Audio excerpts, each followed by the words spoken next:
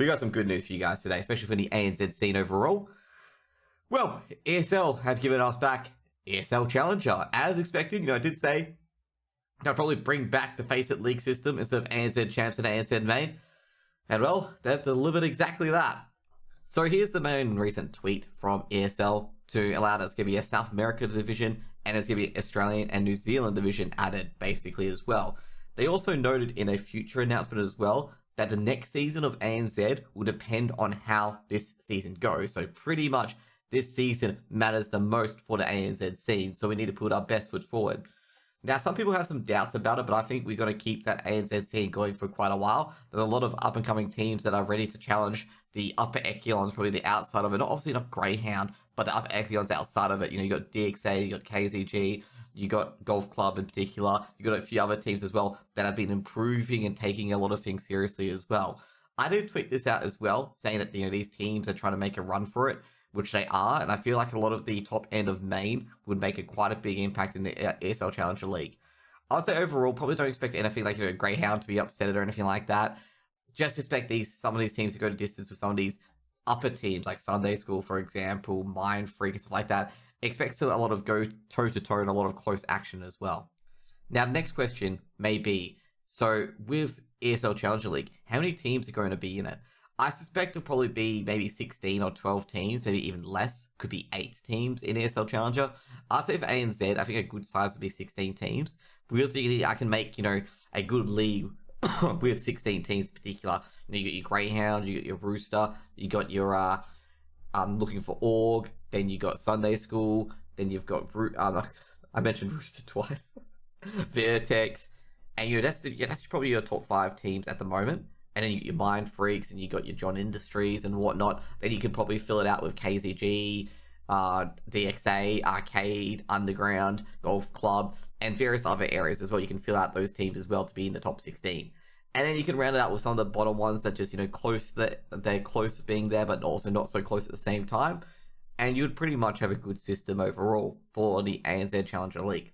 Another thing they didn't really highlight with this tweet is how the casting opportunity is going to work. So some of you guys may be casters in the ANZ scene, and you can be like, how's broadcasting going to work? Because I've never casted an ESL Challenger League or anything like that. I've not really been involved with it. So what's likely going to happen, obviously I'm not an official person from ESL, is that there's going to be one game that'll be casted by one of ESL's channels, which will be hosted by either Pilsky, Elvish Guy, Mac, or Jim, or Konku Komodo. I don't know who it is going to be, but it's going to be one of those games casted. And the rest of the games will be available for the community cast. It's kind of like the Asian scene at the moment, where they have one set of casters on one game, like the Among Us or a Tyloo game, and everything else being for the community if they wish to cast it or not. Now, be aware there is still a delay of 2 minutes, so casters who are casting these games in particular will have to obey by those 2-minute delays.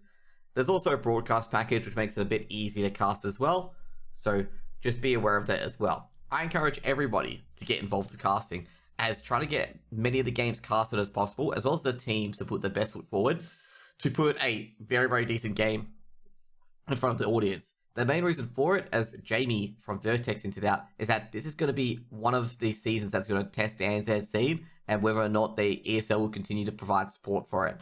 So in particular, if we see games going uncasted, and basically no community effort going into it, I highly doubt ESL will continue putting funds into the Australian scene. Now, I've always hinted at this, and being the canary in the coal mine, being like, the Australian teams is getting louder and louder that people do not believe that they deserve a spot because they're getting 0-2 basically every time. It's not a great period for AUCS due to the various, Greyhound in the right at the moment, and the second team being Rooster or Vertex, just not up to the quality as of yet of international standards. Now, when I say this, it doesn't mean that they can, they can get up to that standards. It's just they aren't at the moment. So those calls, those short-term cries of, oh, you might as well just get rid of the Australian teams. They're not worth it. I mean, every time they come to ESL Pro League, they get 0-2, and that's pretty much it, or 0-3.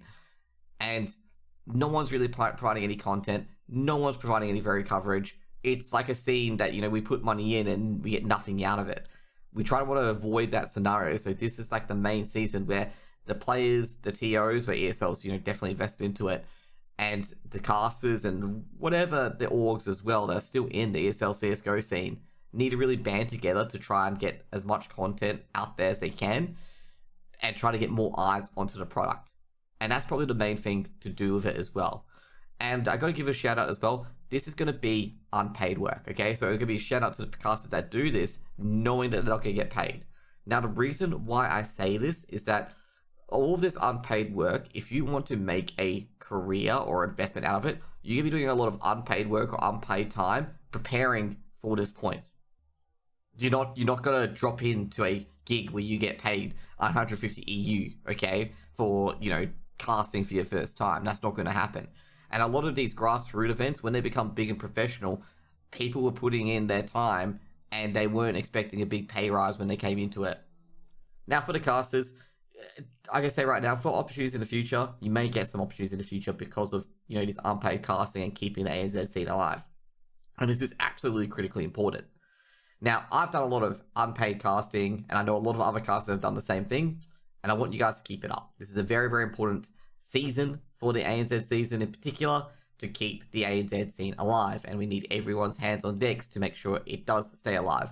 Now, I'm going to say you guys need to put away your grievances with delay, okay? Because what's going to happen in the future is that you're not going to be interacting with chat at all.